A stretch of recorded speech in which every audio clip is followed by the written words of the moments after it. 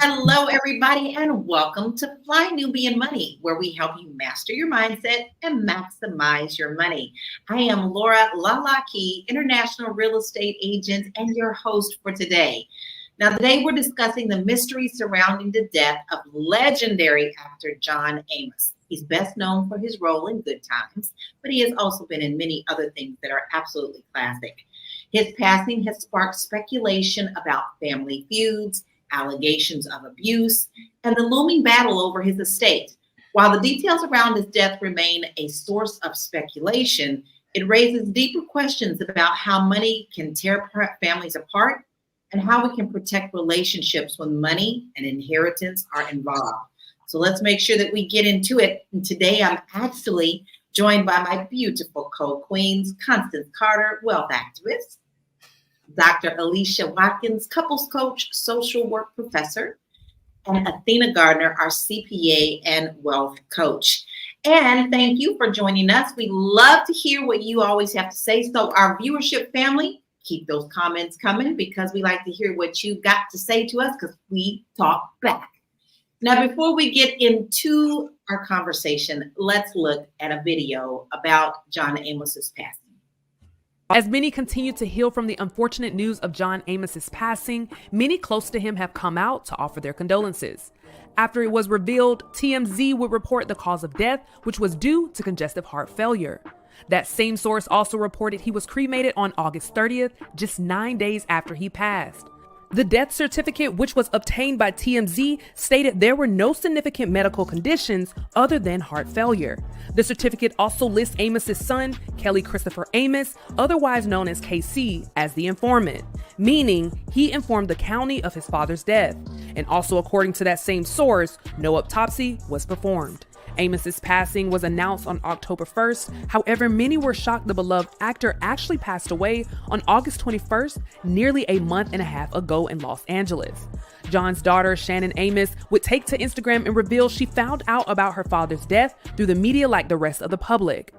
I am without words. Our family has received the heartbreaking news that my dad, John Allen Amos Jr., transitioned on August 21st. We are devastated and left with many questions about how this happened 45 days ago, learning about it through the media like so many of you. This should be a time of honoring and celebrating his life. Yet, we are struggling to navigate the wave of emotions and uncertainty surrounding his passing. Still, there is some semblance of peace in knowing my father is finally free. My family and I deeply appreciate the outpouring of love, calls, and texts. Please continue to hold our family in your thoughts and prayers. Thank you. This last year, Shannon Amos would publicly accuse her brother KC of elder abuse, which he denied. She would also tell the source she provided documents to law enforcement in order to investigate claims of KC's elder abuse, as well as accusing her brother of consolidating authority over their father in his affairs while isolating him from members of his inner circle.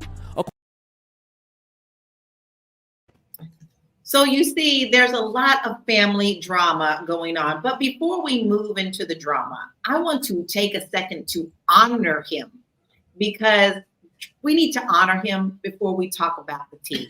So, Queens, I'm going to ask you a question, and I want to hear from our viewership family as well. What is your favorite role that John Amos did? Constance, I'm going to start with you. You already know. It's Good Times. James, he's not even known as John Amos. He's known as James Evans.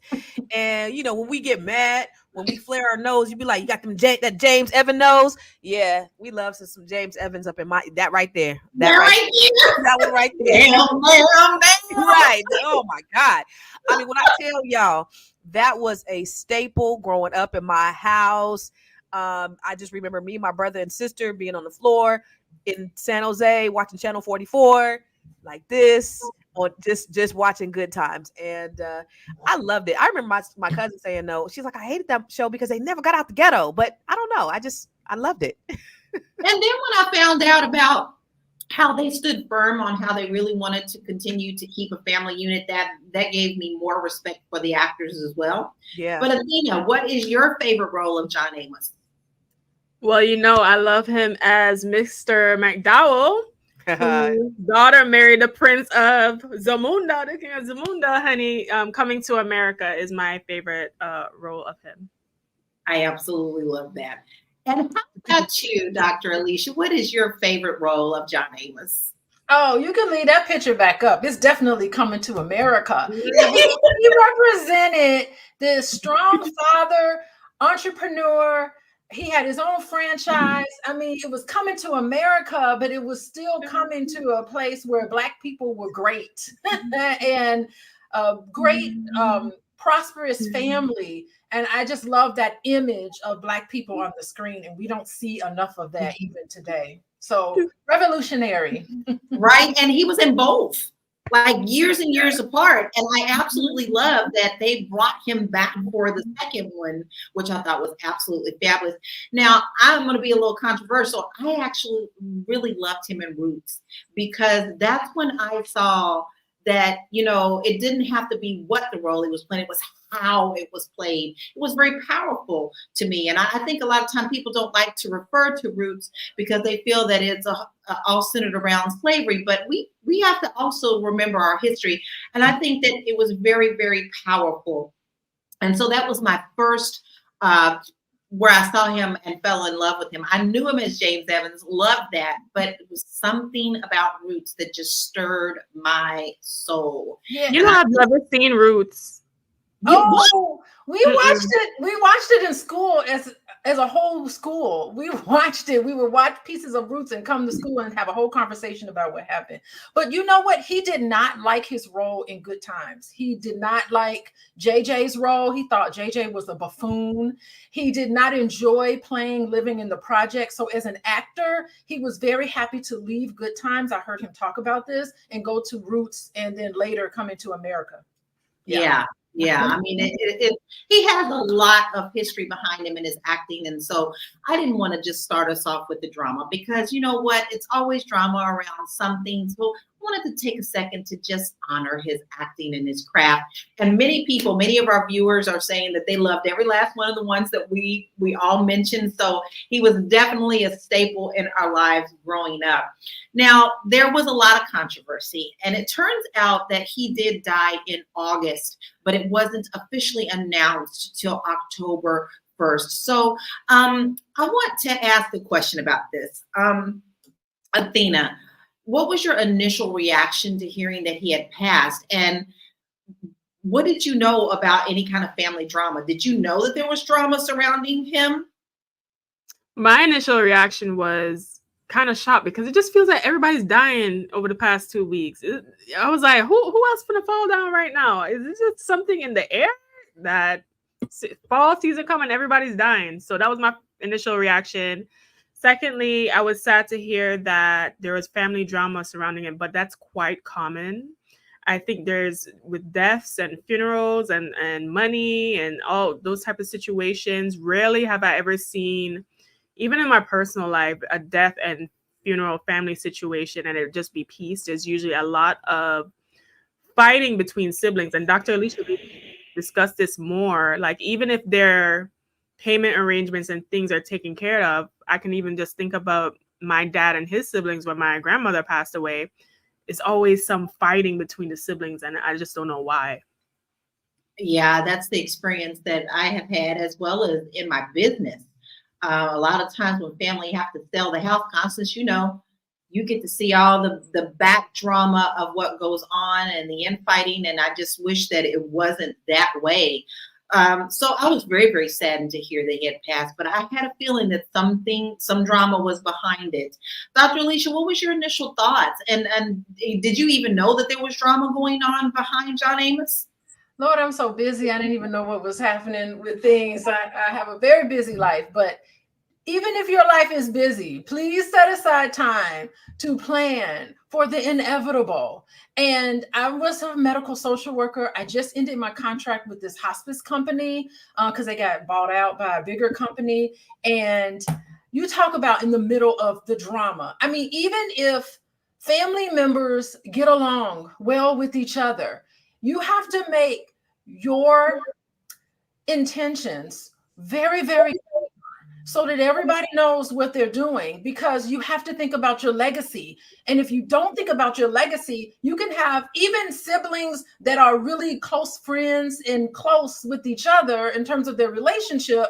If you don't have your plans clear, all of that can fall apart because you as a parent did not make things clear and transparent to your loved ones. And that's what I encourage everybody to do. Take this lesson from the John Amos tragic way that his family is now, dealing with this loss. I feel the same way. But you know what, Dr. Leash, I think a lot of the times people don't even want to talk about death. They get scared of death. It's like they don't even want to touch it. They don't want to think about it. When in actuality, you're actually hurting your family more than you are helping them if you don't prepare and have things in place for them to follow. Even if they do leave something to follow, there's always going to be some kind of drama. But at least you left your wishes behind. Constance, what was your initial reaction? And did you know there was drama? But I want to ask you, do you think that his son, Casey, waited? Why do you think he waited so long to announce this to his family? Yeah, that's crazy. I'd seen some things on social media before that they were fighting because they would go live. The daughter, the son were fighting and they were claiming elder abuse. So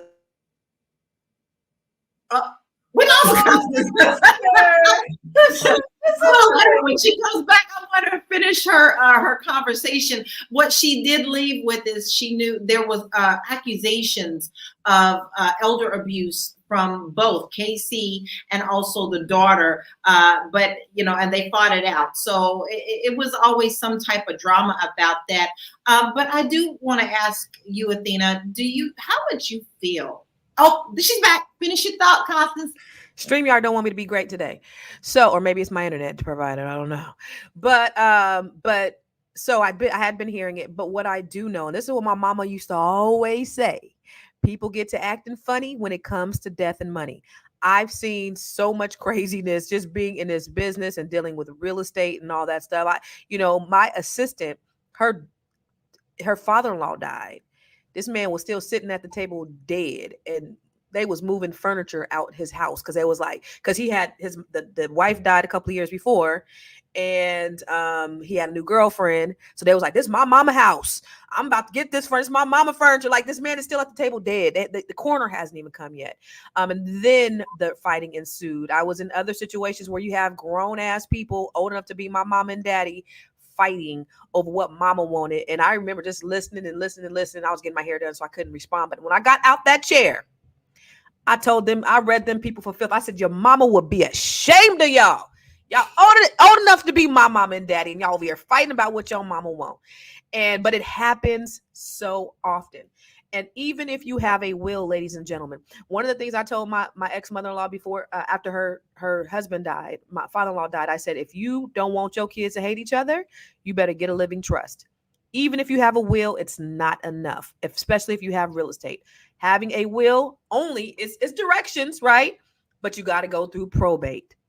And that's a lengthy process. It is a costly process, okay? A living trust is what's going to make the process seamless. So you don't have to worry about all the rigmarole. A will can be contested. A living trust can't. When I sell a house that's in a living trust, 30-day process. When you sell a house that just has a will, more than a year. Okay. And it's up to the judge to decide who gets what. So I don't care how old you are. If you have property, if you have anything, you have children, you want to make sure that all those things are in place before you die. It's extremely important. It is. And I can't even stress that enough. We see it way too often. We still have more to dive into. There's so much more to discuss about John Amos's death and what's going on with his family. But we're going to take a short break and we'll be right back.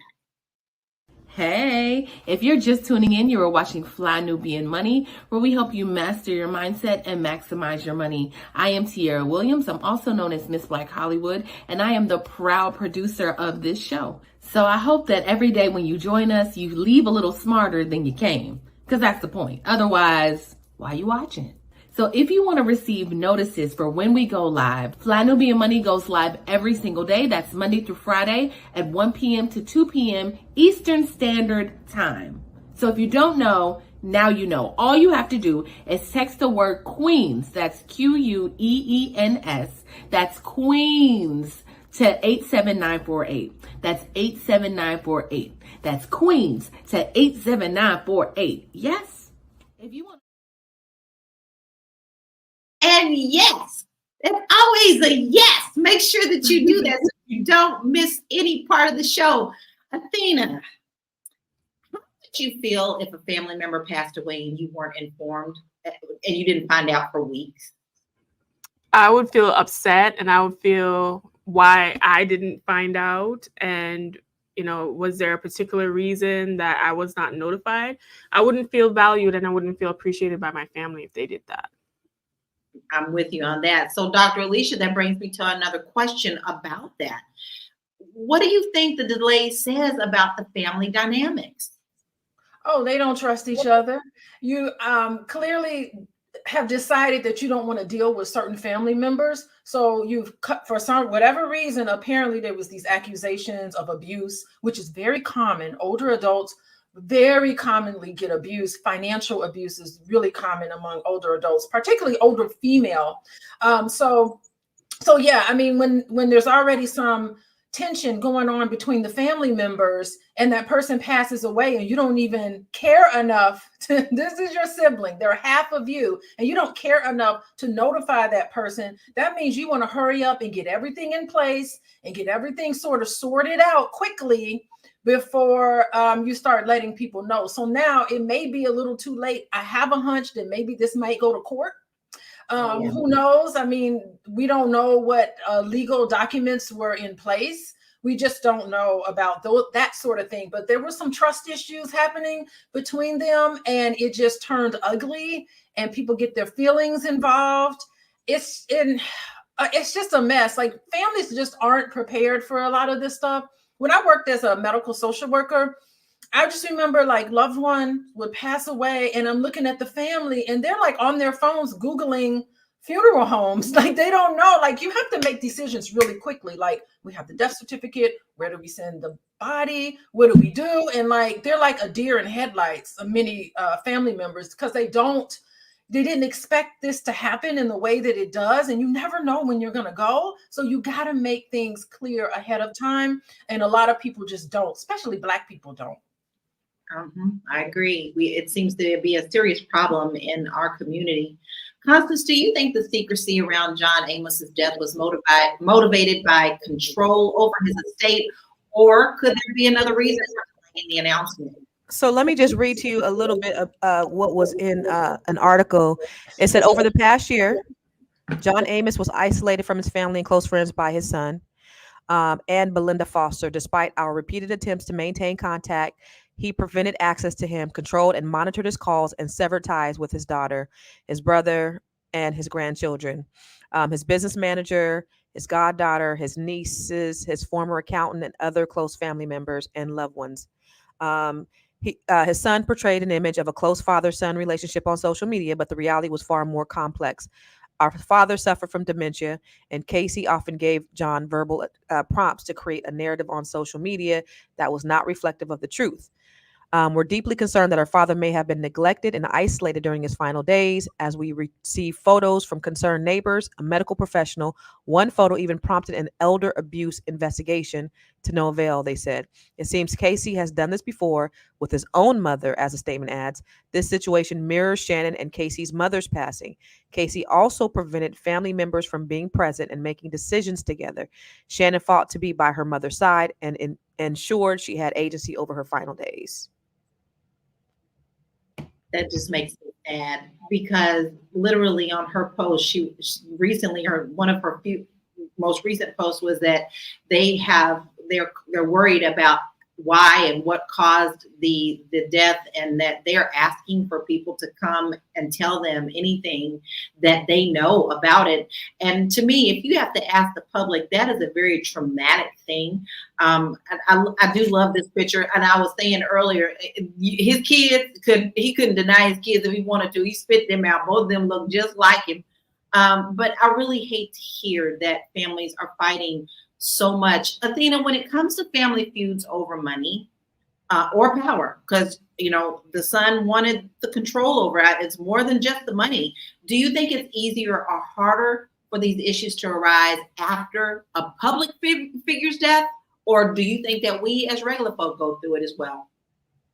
We as regular folk go through it as well. I just recently last year, I remember my grandmother's passing, and my uncle and my dad were the two siblings that were like paying for everything basically. But my aunts and uncle, the ones that weren't, were trying to dictate everything and basically kind of strong arm them to do whatever they wanted because they protested that because they had the money that they shouldn't just like be able to just make all the decisions. So it caused a lot of contention there. Some statistics about family disputes as it involves will, trust, and estates is that 44% of estate disputes involve siblings. In 51% of cases, disputes were over land and property, and 32% were about money. 30% of the people claim that family members stopped talking to each other as a result of estate disputes. So this is something that is quite common. As it pertains to Black America, 29% of Black Americans have a will or estate planning document, which is an increase of 12% from 2020. Wow. So we are recognizing as a community that we need to do something as far as getting our estate together, especially in from previous years. But it seems to me that there's always going to be, even if there's a document and things in place, people's emotions, people's feelings are going to be involved. I remember when my dad told us about the trust and estate and all of that. And there's a statistic saying that a lot of the wealth passed on is lost because a lot of families tend to pass most of their wealth, unfortunately, to their sons, even if they have daughters. And then the sons usually get divorced and the wife takes most of the money. So do with that what you will, right? Do with that what you will. But it's interesting how these things play out. Yeah, it really is. Can I add Big to Mac that? said that, yes, please. When she mentioned that only 29% have wills, wills is not enough. As I No. just mentioned, a will is not enough. And so when you did that, I just Googled what percentage of Black people actually have living trusts. And 70% of Black people do not have living trusts. I did a video a while ago and it kind of went viral on a lot of different pages, but it was talking about how when I was, 12 years ago, I moved into an affluent neighborhood. And when I went to go look to see who lived there, I couldn't figure it out because everybody had trust. So you don't know who's who because the trust is it gives you a little bit of privacy. Right. And so everybody in that neighborhood were mostly Black. We were white. We were the only Black people. We were youngest and the blackest. Then I moved to the East Coast in an affluent area. Probably even wealthier people, but they're all Black. And guess what? Nobody over here has a living trust. So it's absolutely opposite. So we're not seeing asset protection in the way we should, that we need to. 80% of real estate, 80% of wealth in this country is generated through real estate.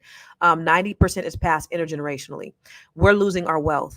Black people are not maintaining our wealth. The time that it takes to get the wealth, we're actually losing it in the next generation because we don't have proper estate planning set up to be able to pass the wealth. First of all, we didn't get it at first. Now we're getting it and we're not passing it. So this is extremely important. This is a lesson for all of us, especially Black people, that wills are good. We're taught to get wills, but we got to get living trusts.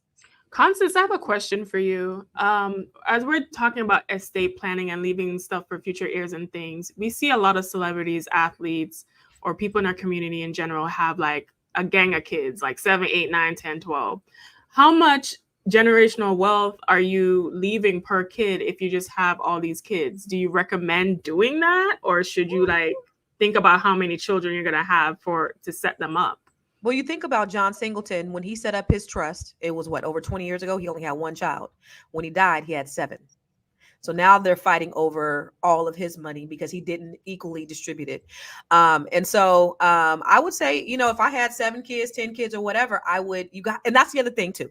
You got to update these things as you go along. You get it 20 years ago, you got to do it, review it every 3 years, 5 years, because you might acquire more property. So you might have this property in there, but you don't have that property in there. If something happens, that one goes to probate, this one's protected.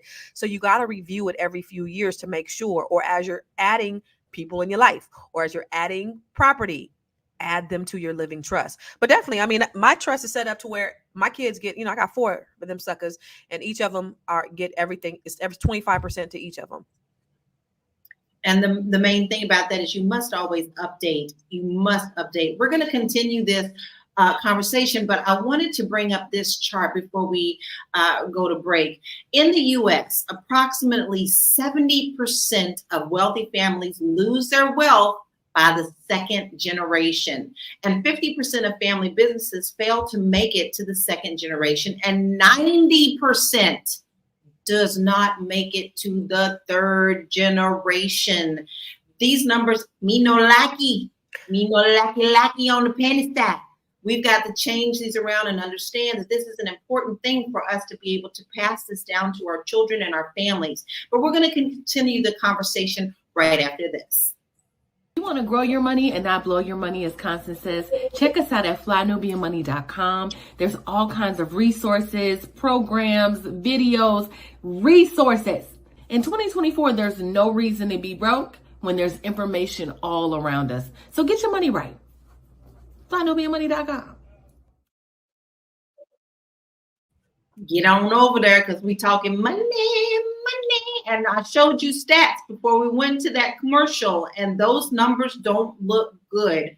Dr. Alicia, I want to ask you, in cases like this, where there's a power struggle between the siblings, how should family members communicate and set boundaries to avoid escalating conflicts? I think I answered that before. Is when listen, I think what Constance was talking about is so wonderful, to have a trust, right? And a trust is really good for after when you pass. But as a hospice social worker, I think it's so important to have an advance directive. So these are planning for when you die, right? Because I just learned just a few minutes ago that John Amos had cognitive decline. So he had some stages of dementia, right? So he wasn't able to make decisions. And so beforehand, you need to set aside and have conversations with these people about, I want you to be my power of attorney for healthcare. Pick another person, another child, another person who's close to you to be your power of attorney for finances. I want this person.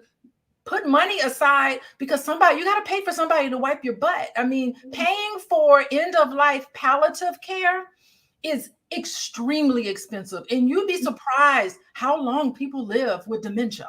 And they need it's a lot of money. You have nurses and staff and social worker like me, you have to pay for to come and give these services. And a lot of it is not covered under your insurance. So you have to look at Medicare and Medicaid. It's a lot of very complex information that all of us need to know. When I teach this class, lifespan development, I teach it to undergraduate students. So most of the students are like 20, 30. Sometimes you get older students.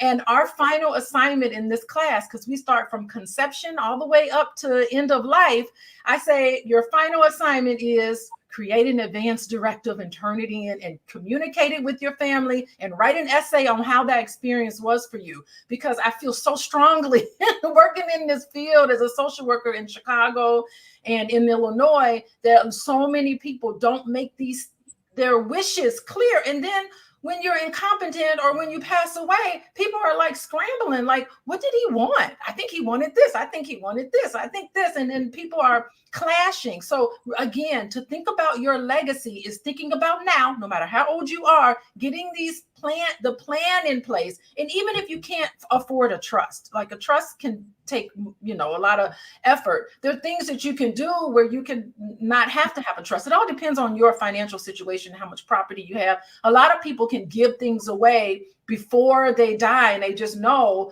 I'm just going to be in this one little place and I'm going to give stuff away before. So you just have to really plan and meet with a professional that can come up with something that meets your needs and makes your wishes clear.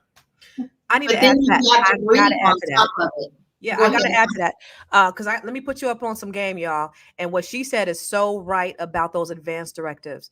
Guess what? That can be included inside your living trust. So if you go to 299trust.com, it costs $299 for them to do your living trust. And it also has an advanced directive instructions on there. So like when I was doing my mama's, I was doing hers, and she was like, whoa, do DNR. No. Don't do the DNR for me. I want to be living. You're going to have to pull the plug at least 6 months before don't do no DNR for me. So they cover all of those things inside 299trust.com. So you could actually have that done.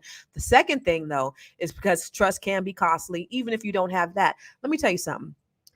What AI just came out with and what Athena is about to be teaching y'all at ABNC about the power of AI, ChatGPT can write your living trust in a matter of 30 seconds. I just did it. 30 seconds. Take the information from another trust and you tell ChatGPT what you want it to do, and it will do the entire document for you in 30 seconds for free.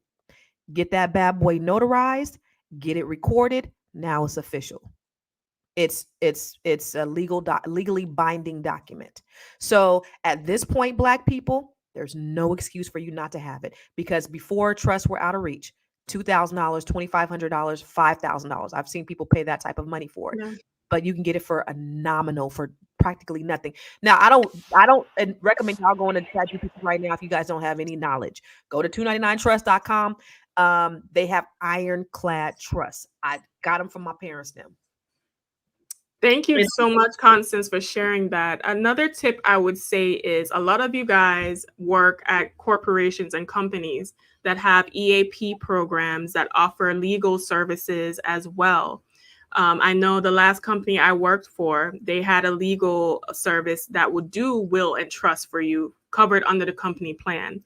So also check your employer benefits and see if they offer legal services already included as part of your benefit package to help with your wills and trust. And you just answered that before I even asked the question. See, we're all on one accord today. We want to make sure that you protect your family's generational wealth and their peace of mind. Because listen, as we talk about money and getting all this paperwork and stuff together, but you have to understand that people are also grieving when you are gone. So that makes it even harder for your family to deal with the paperwork and the things that go around on top of what they're dealing with grieving. So please make sure that you take care of your family and give peace of mind. I'd rather have people fight while I'm living than to fight when I'm gone, because I'm gone and I'm enjoying wherever I am, and I'm not going to be worried about it on the other side. But I don't want my family to be worried about it either. So I'm going to ask you, Constance, how do you think financial strain or control over an estate has a broader impact on the family dynamics? And we're not just talking about the siblings, but we're talking about grandchildren and maybe sometimes sisters and other siblings. What kind of impact is this and financial strain over this? It's huge. Because the breakdown, especially when you're talking about grandchildren and the rest of the family, if there's a breakdown at the top, of course, it's going to affect everybody else. And if you don't have your financial house in order, it affects everybody. Think about what I said. If you don't have this in order, your kids are going to hate each other. The thing about it is even if you have a will, so say you have a will, they go to reading of the will, they go to probate, your cousin from Alabama could say, hey, Unc Nim said I'm entitled to this property, even though it will prove that they're not. That's going to add on to the time. That's going to add on to the costs. So it affects so many different dynamics. There's so many things that could happen if you're not properly set up. So to avoid, y'all, Black people, this is like, I need you guys to really understand this.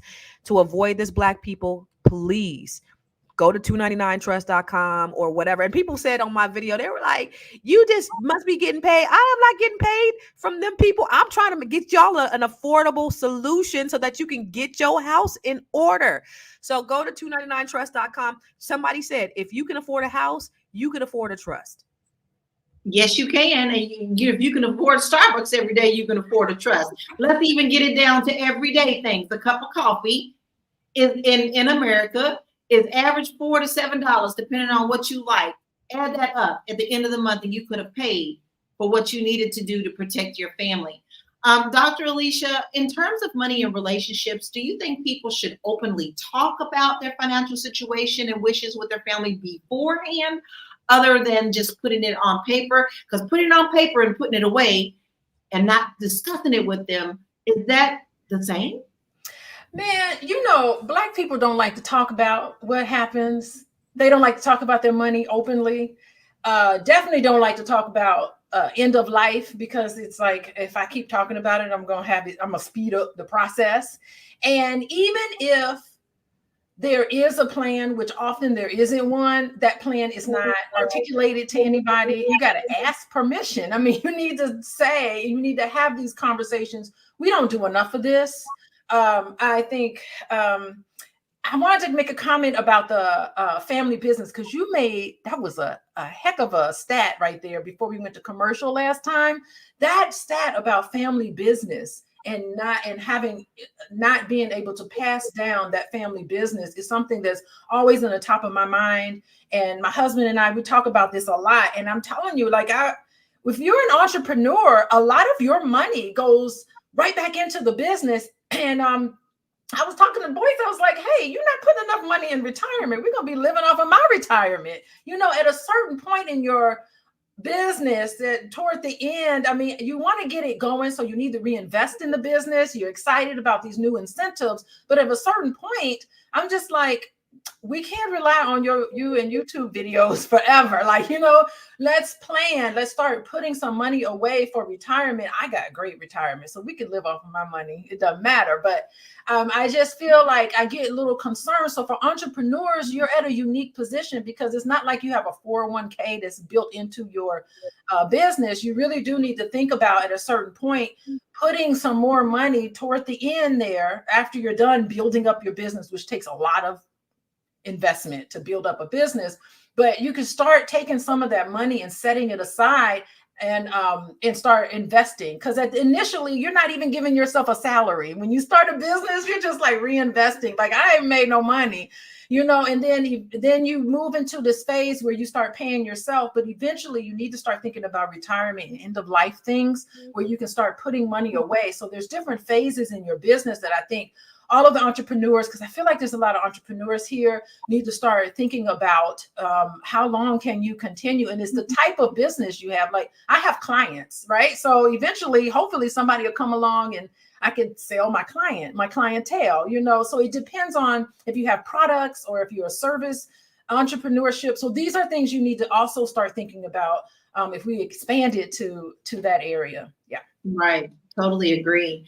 We're going to keep this conversation going, because this is something we definitely need to tackle, but we'll be right back. Fly Nubian Money is now on Spotify. Yes, yes, yes. We are on Spotify. So if you can't watch us, you can listen to us. All you have to do is search Fly Nubian Money and we will appear. All of our episodes. Make sure that you leave a 5-star rating and review, so other people that come along and are looking for a good show to watch, they'll follow us too. If you are interested in being on Fly Nubian Money, sorry, I don't have any spaces. I'm just playing. If you are interested in being a queen or a king on Fly Nubian Money for the day, please reach out to me. I'm at info@realvirtual.net. That's info@realvirtual.net. Also, if you need help with your business, go ahead and send me an email for that too. Okay. I've said enough. Now back to the show. We've given you assignments and we are depending on you to pick them up and complete the task. Athena, the statements from John Amos's family also mentioned that former accountants, business managers, and other professionals were involved. How do you think professionals in someone's life like these people can either help or complicate family dynamics when there's a lot of money involved? Good question. A lot of when you are an entertainer, celebrity, or even an average person, you're going to have accountants, lawyers, other people outside of the family handling your different affairs. When it comes to situations in death, though, you have client, privilege and confidentiality. So you really can only discuss things with people who are designated as someone who is in charge of that person's care. So it can be quite complicated when you have to communicate things, when you have to make sure that this is an actual family member I can actually talk to about these things. Now, in the scenario of John Amos, it probably would be his brother that we could, talk to about things, but it's quite common for, especially, I know the sister had issues to reach out to professionals surrounding him for information, but she might have had some issues with that. Also, professionals like accountants, sometimes we have to, even though you died, you have to do, your death tax, your estate tax, and all of those things. So then we're tasked with trying to figure out who is the point of contact now to handle those last minute affairs. And that's why, like Constance said, a trust and having all those things set up is going to be so important.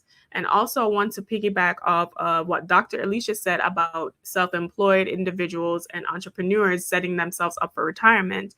Even if you have your own business, you can create your own retirement plan through your business, such as a SEP plan, which is a simplified employee pension, which allows you to contribute as much as 25% of your net earnings from self-employment, or a savings incentive match plan for employees through your own business. So that is something that, as people are going through entrepreneurship journey, when you do get to the point where you can actually put aside things to think about putting money away in those ways. Can I add to that too? When you talk about seniors and abuse, and there is a level of isolation that we do see a lot. That even happened with Frankie Beverly. Most people don't know. And about 10 months ago, his band had tried to do something different. I know a few members of the band. Because recently, as he had gotten older, whoever was in charge of his affairs isolated him from everybody else. So they wouldn't allow them to talk to him. The only time they talked to him was when they were on stage. Now, some of them were original members of Maze. Some of them have been there 22, 25 years. And now all of a sudden they can't talk to him. And now all of a sudden, there's that sense of isolation because now they're not in their right mind. I even seen some interviews where they just on some podcasts just last year, they had other people that was on there with him. He wasn't saying a word. He was almost damn near comatose, but they were talking for him. So we do see that very often when people get into those situations where there's some vulnerability, people will come in and swoop in and they will isolate that person to control their money. Very common.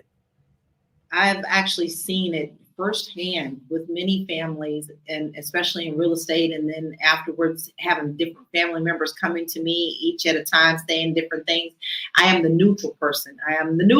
In that situation, but you hear this every day. This is more common than what we know. But I want to pull up a couple of our graphics because we have a few comments that I want to address. On Hollywood Unlocked, it says, woman goes viral over wild Facebook posts about actor John Amos.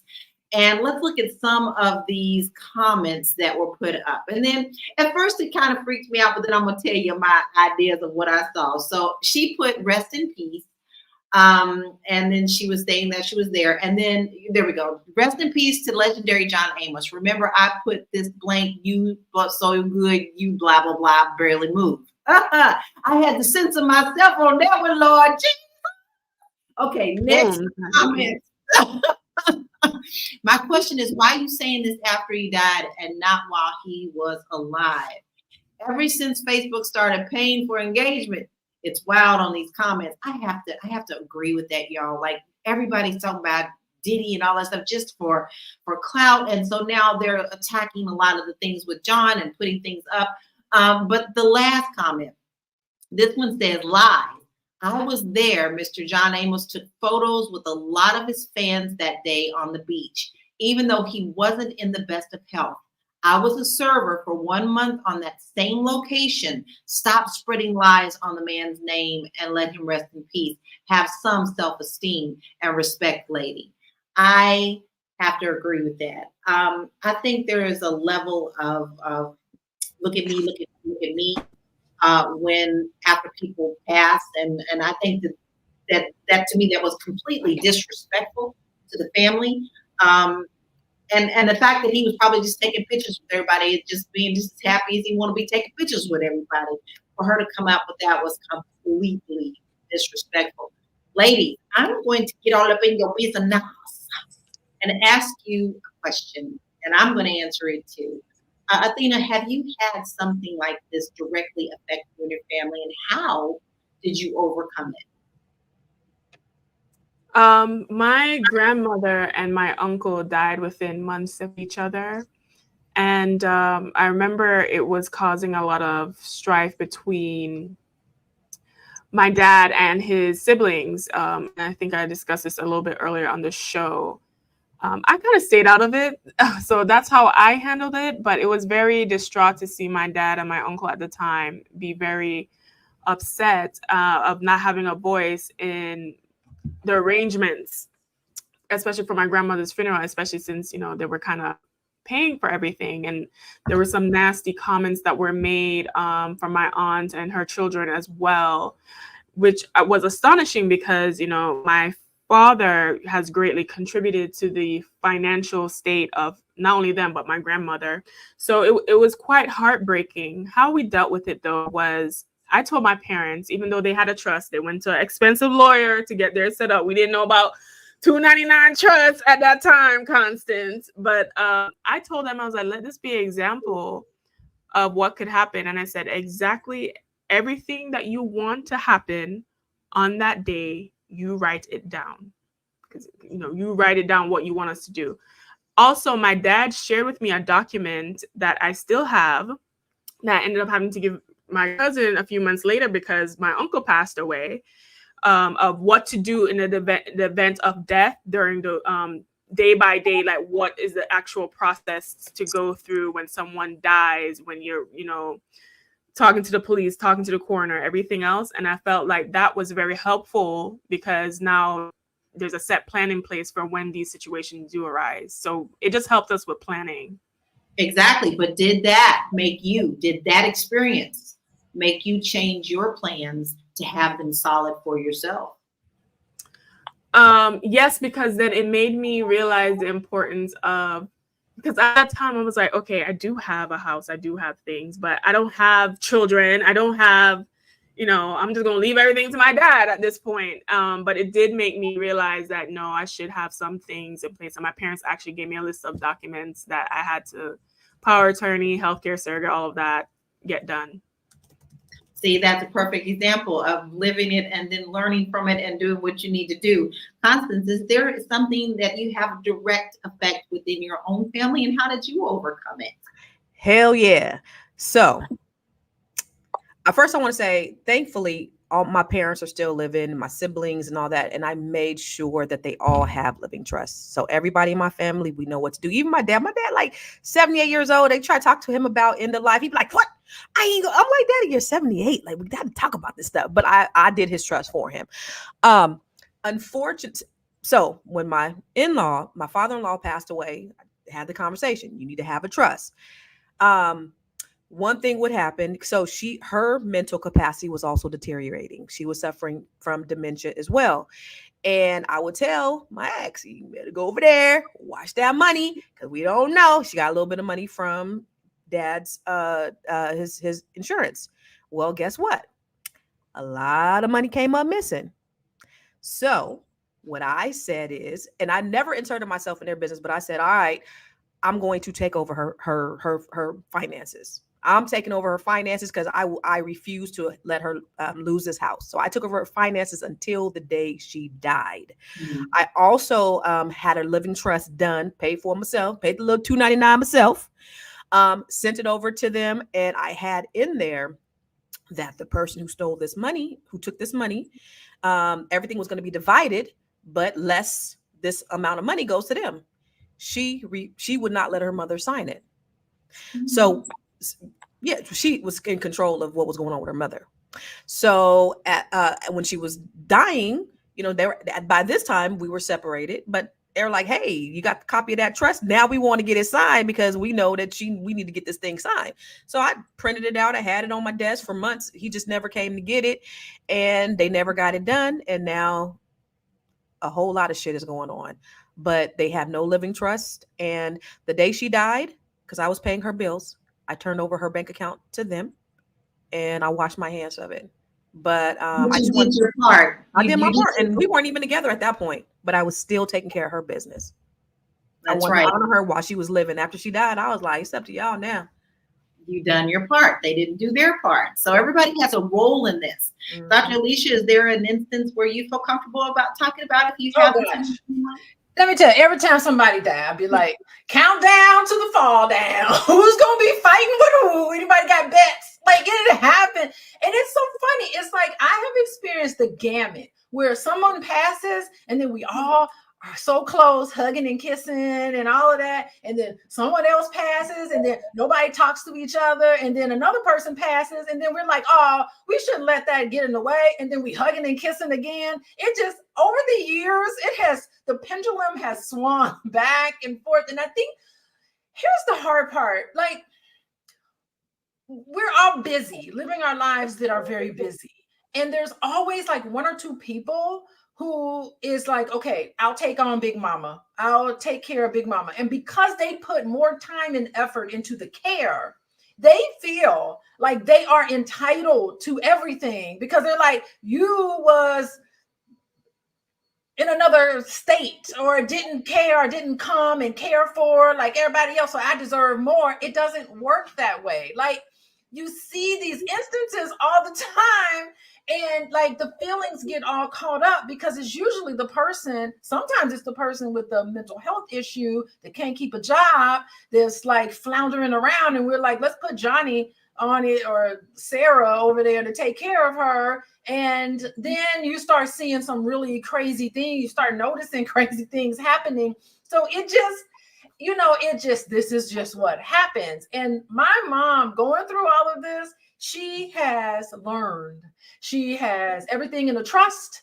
She has given, hand delivered everything in her trust to me and my brothers, just two of us, 50-50 down the middle. Both of us, are very clear. So when my mom passes, she's in her 80s. So hopefully it will never happen anytime soon. Me and my brother can hug and kiss. Her burial's paid for. Everything's paid for. So we could just like, easy going. And then we can hold hands into the sunset. Hopefully. I'll keep y'all posted. Right. Well, Dr. Vibe loves your countdown to the fall down. So right, Dr. Alicia. I want to, like, before I answer this question, because this kind of ties into this question for me. Joe Corley says, I lost both my parents before my 17th birthday. Neither of them were prepared. This conversation is deeply important and needs to be magnified. Yes, it does. And this is why I ask each and every one of us to share our story with you so you can see we just everyday folk out here trying to do what we need to do, and we care about our families. I lost my parents when I was in my 20s. I lost my mother when I was 21 years old. I lost my dad when I was 28.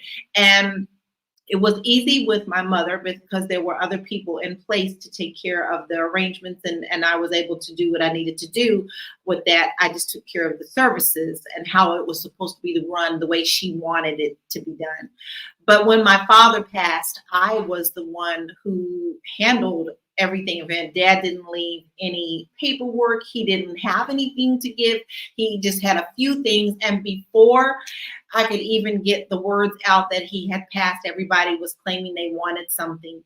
And so the traumatic thing was Dad didn't have life insurance or anything. So my first priority was to figure out, oh my God, how am I even going to get him buried? So here I am. I've lost my father. My family is saying what they want before they even figure out, even when I'm telling them we all have to come together, we all have to pay this bill, we all have to do. And there was all sort of just chaos. And that's when I knew. I was like, never, I would never do this. I have one son, but I would never do this to my family. This needs to be in order. And I have to say, as horrible as it sounds, it's not horrible. I'm just glad I don't have to go through that again, that both of my parents are gone and they're settled. But it showed me the dramatic thing. One, okay, we got through it. Everybody was on one accord. to, oh my God, help me, Jesus, I don't know what to do. And I've neither, with the grief on top of that, it makes it that much worse. So I asked our queens to share this so that we can share an important thing with you. After this show, you need to immediately go and take the advice that we are giving you so that you can protect your family and have peace of mind for yourself. Nobody likes to talk about death. We all would like to think going to live forever. What's that show? Going to live forever. No, we are not here forever. So make sure that you take care of your family. And with that being said, this hour is pretty much almost gone already. Can you believe it? But before we go, you know you love us because you watch us every day and we love having you. But entrepreneurs, are you looking to get your business noticed? Advertise with us on Fly Nubian Money. We go live 5 days a week, 1 p.m. Eastern Standard Time. And we go live on a lot of pages. So we have a distribution of over 1 million subscribers. So our audience is engaged, just like you, intelligent, just like you, and ready to connect with new business owners like you. So this is your chance to reach a lot of people and for them to get to know your business. So don't miss out on this. Just if you're interested in getting some information about ad rates, email us at info@realvirtual.net. That's info@RELVIRTUAL.net. And then put this in the subject line, Fly Nubian Money ad, so that we know exactly what you're looking for and we can definitely help grow your business. Ladies, I think we have had a wonderful conversation today. I think we have had some wonderful comments today. This is bigger than John Amos. I think we also did him justice by honoring him today. But I would like to hear your final thoughts on this and where we can find you. So let me start with you, Athena. Listen, we shared a lot of gems today about what to do in the case of death, to have your documents together as far as will, trust, retirement plans, all of that, right? Put yourself first, learn from this. Don't just sit on the advice, be proactive, check your employer plans to see if they offer legal services that's a part of your benefit package that will set you up for free, or go to 299 Trust, like Constance said, and get your trust together. My name is Athena. I'm a CPA and founder of We Wealth Women. You can find all things about me at wewealthwomen.com. If you're an entrepreneur or a woman, I do have an AI business launch class and a Goddess Guide to Money course available on my website at wewealthwomen.com. Follow me at We Wealth Women on all social media platforms, and you can listen to me through your speaker on the We Wealth podcast on Apple, Spotify, and iHeart. She busy. She's busy doing all the things. Make sure that you go and follow Athena. She has some great resources for you. And what about you, Constance? What are your final thoughts and where can we find you? Listen, everybody, Black people, the thing that's known in our community is about wills. Everybody know about wills. A will is only directions. I mean, it'll hold up in court, but you got to go through probate. You got to go through the process. It's time consuming. It is costly. So a will can be a document like Aretha Franklin, that a piece of paper that was scribbled and that was put in between her couch that they found. And that is something that'll hold up, but you still got to go through probate. Okay. A trust is a legally binding document. So if you own a property, if you have something, if you don't want your kids to be fighting over your things, if you don't want them to hate each other, go out and get that living trust. And somebody said, and so insurance is not enough. No, include insurance on there so that all your properties are paid off, so that when you are passing your wealth to your children, you are passing it free and clear. And now they have true wealth. Not only do that, teach them about how to maintain, sustain, and pass it. Where can you find me? Everywhere. I am Constance Carter. Yes, she is. She's Constance Carter. She got a lot of great stuff for you too. Dr. Alicia, what are your final thoughts and where can we find you? I got two final thoughts. Number one, rest in peace, John Amos. His family, what I would say to them right now is, even though he's already been cremated and it's been a lot of time that it's gone by since he's passed, I encourage you to still have a memorial for him. Do it for yourself and for your loved ones, because that was a family member of yours. He was influential in a lot of the roles that he played on television. So I think for your own grief, create and think about having your own memorial for him. Okay. And this goes for everybody where it's complicated and there's a split in the family. Nothing's stopping you from honoring your loved ones in the way that you see fit. That's the first thing. Second thing, out of all of the Fly Nubian Money videos that we've done, I think this is the most important one. I think y'all should hit the like and share this with everybody, every single body you know, because you think it's not going to happen and you never know. You never know when you walk outside the door. I don't even want to go into stories because I'm a hospice social worker and a medical social worker. I have seen a lot of things in this head of mine. And so I just think that this is probably just a wonderful show. And I think we should do more shows about end of life issues. I know it's kind of grim, but it's something that we as Black people do not do. It's other people, other groups do this. They take this stuff seriously, and it's time for us to take it seriously as well. Oh, if you want to reach me, coachingwithdralicia.com. Think about your legacy, what you're giving to your family. So contact me there at my website and Instagram at Coaching with Dr. Alicia. Thank you very much. And I think you are so very right, Dr. Alicia. Here's my final thoughts. A lot of people know that I've lost two sisters to a drunk driver, January 15, 2023. My sisters were younger than I am. They were in their 40s. So we're not just talking about end of life for elderly. No matter what age you are, no matter if you have children, no matter if you have a house, you've got somebody who cares for you. And you need to care enough for them to make sure that they know what to do when you decide to go on to the next side. So don't take this lightly. This is something very serious. And we want to make sure that you understand just how important it is. And this show is very important. So I'm going to ditto what Dr. Alicia said by making sure that you share this out. But here's my another homework assignment. Go and do what we said. We gave you great resources, and you also can go to our website and get those resources. So I also have a 6-part series on YouTube that discusses all of this, and you can find that here at bit.ly/Laura Key Info.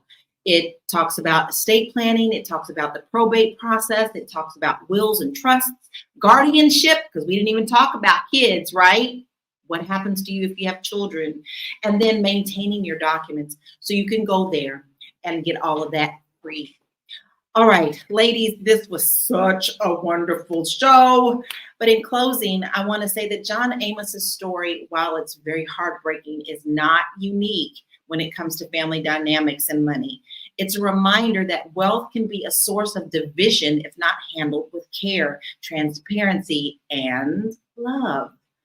Let's all take a moment to think about how we manage our own financial legacies and ensure that we are building up, not tearing down, the relationships that matter the most. Thank you to my incredible queens for joining me today and giving their personal insights. And until tomorrow at 1 p.m., let's keep mastering your mindset and maximizing your money. We will see you tomorrow. Have a blessed day. Go do your homework. Peace.